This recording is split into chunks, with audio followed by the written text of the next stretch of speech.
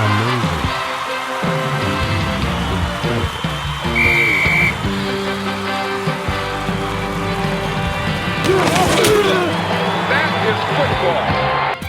Welcome to FootballGamePlan.com, where football makes sense. I'm Emery Hunt, the czar of the playbook, bring you an NFL Week 3 preview between the New York Giants and the Carolina Panthers. Let's look at the Giants' offense in this matchup. Now look at the running back combination of Andre Brown and David Wilson filling in for the injured Ahmad Bradshaw. I think these guys can have success running against the Carolina Panthers defensive front. So if they're going to move the football versus Carolina, they're going to have to utilize those guys to effectiveness. And when I look at the offensive line, I look at the fact that these guys have to do a better job of picking up the blitzes and also the run stunts from the defensive front of the Panthers. That's going to be huge this week, especially with the missing offensive lineman David Deal out there on the corner. Now you look at the fact that third down percentage struggles for the Giants, but I really think first down is the most important down for New York. A lot of factors go into play when you get that third down percentage number, so they have to really get off to a good start with the series with the first down. Now you look at the defensive side of the football. The D-line has to maintain the line of scrimmage versus that zone read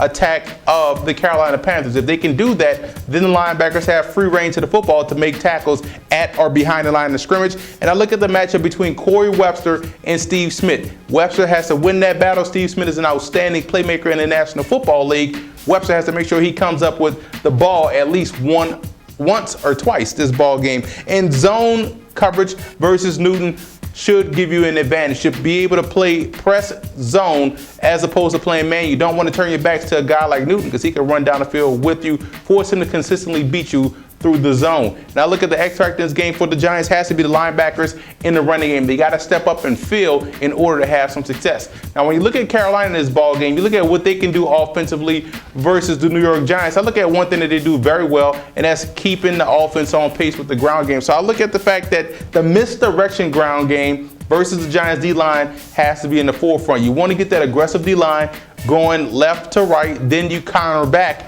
with the run plays like the counters or a toss sweep going in the opposite direction. Get creative with misdirection plays versus that Giants defensive line. And you want to move Steve Smith around the formation. He's versatile enough where he can play in the slot, he can play on the flanks, he can play in the split. You can do so many things with Steve Smith. Move him around the formation to get the maximum matchup. And Jordan Gross and Byron Bell versus the defensive ends of the Giants. That's a big matchup this week versus New York. And if they can win that battle, the Panthers can win this ball game. Now let's look at the defensive side of the football. Josh Norman will be a target this week for Eli Manning, so he's going to have to wear his big boy pants, step up, and play some good football this week versus the many talented receivers of the New York Giants. And I look at flip-flop Greg Hardy with Charles Johnson. That way you could take Charles Johnson and put him on the newly minted right tackle of the New York Giants and get that front side pressure on Eli Manning. I also look at third down defense will be vital. You want to get the Giants off the field. That way,